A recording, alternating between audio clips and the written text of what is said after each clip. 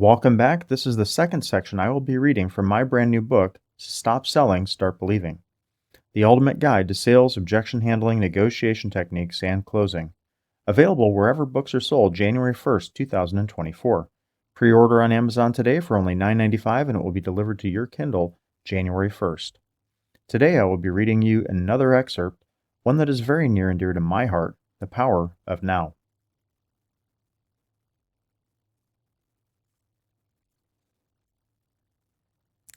The power of now is one of the most important skills in sales that you can focus on right now.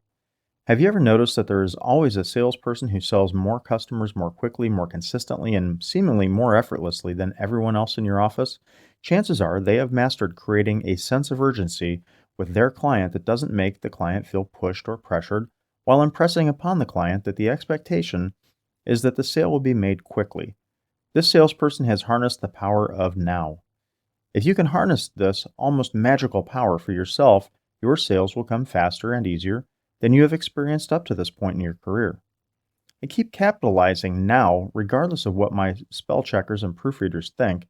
I've done this to focus on the fact that now is one of the single most important times in any sales presentation. Your customers will often try to delay making a decision. Their power lies in soon or someday or even never. Your power lies in now, as in right here, right now. Let's get this done and move forward. When you go into a restaurant, when do you want to eat? I'm going to take a wild guess that the answer is now. How many times in your life have you gone to a restaurant hungry and then walked away to go find somewhere you could eat sooner, even if that quicker option was not your first choice? When you found out that there was just a 45-minute to an hour wait to be seated, why did you leave the place that serves your favorite meal just to go somewhere faster?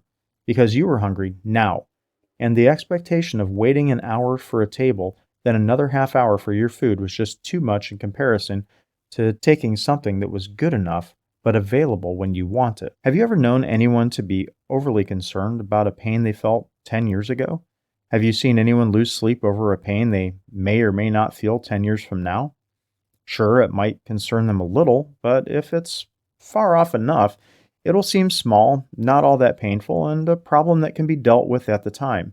But if someone is in pain right now, right this very second, they will do whatever it takes to make that pain go away. The truth is, future pain is low priority, and past pain is low priority, but present pain is the highest priority that there is. Ethical salespeople don't create or exploit the pain, they simply discover it and offer a solution that meets the client's needs when and where they need it. There are a million reasons that people start shopping, and they all happen in the same three times: back then, in the future, and now. They are motivated enough to be on the phone with you now, submitting a web lead, or in your store now. They are there now, and you are there now. So everything you do in your sales discovery, presentation, and closing must focus on solving whatever perceived problem they have right here, right now.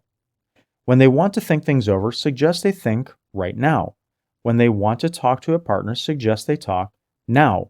When they want you to send some information, email them right now and ask them to open it and review it with them right now.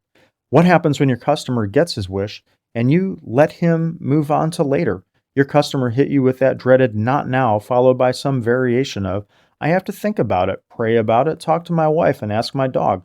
Besides, I was just shopping today and didn't bring my wallet and was never planning on buying anything anyways." You try a couple of objection handling scripts, pressuring the client, making them feel pressured and more resistant to buying, before giving up and agree with the client that now may not be the time, and let the customer off the line or out of your store with your presentation, features, benefits, and prices in hand. What they will do next is take your quote to every competitor, shop for the lowest possible price, and then come back to you and push you to give up every cent of your margin. And since it's the end of the month, they should get an additional discount that makes you lose money too.